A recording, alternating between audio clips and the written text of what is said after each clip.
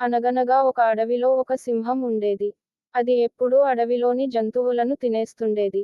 ఒకరోజు అడవిలోని జంతువులన్నీ కలిసి ఒక సమావేశం ఏర్పాటు చేసుకున్నాయి.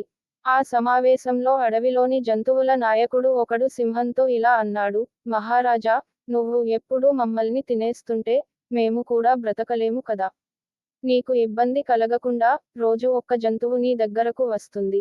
ఇలా అయితే నీకు కూడా కష్టముండదు, మాకు అపాయం ఉండదు. సింహం ఒప్పుకుంది. ఆ రోజు నుండి రోజుకు ఒక్క జంతువు సింహం దగ్గరకు వెళ్ళేది. ఒకరోజు ఒక చిన్న కుందేలు వంతు వచ్చింది.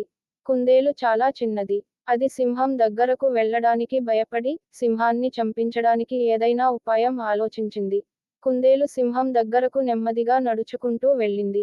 సింహం కోపంతో, ఒరేయ్ చిన్న కుందేలా, నేను నిన్ను తినడానికి వచ్చావా? ఇప్పుడే నీ వంతు వచ్చింది కదా అని గద్దించింది. దానికి కుందేలు, మహారాజా, క్షమించు.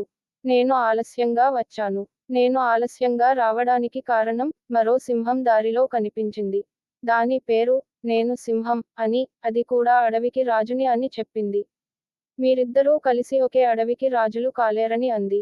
అందుకే నేను దానితో పోరాడి, అది మీ దగ్గరకు రాకుండా చేశాను అని చెప్పింది. కోపంతో సింహం, అదేంటో చెప్పు.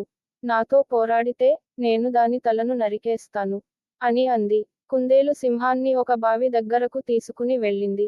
మహారాజా, ఆ సింహం ఈ బావిలో ఉంది అని చెప్పింది. సింహం బావిలోకి చూసింది. బావిలో తన నీడ కనిపించింది. అది నిజమైన సింహం అనుకుంది. నేను రాజుని. నీవు నన్ను తినడానికి రాలేదని అన్నావు కదా అని కోపంగా బావిలో దూకింది. సింహం బావిలో పడి చనిపోయింది.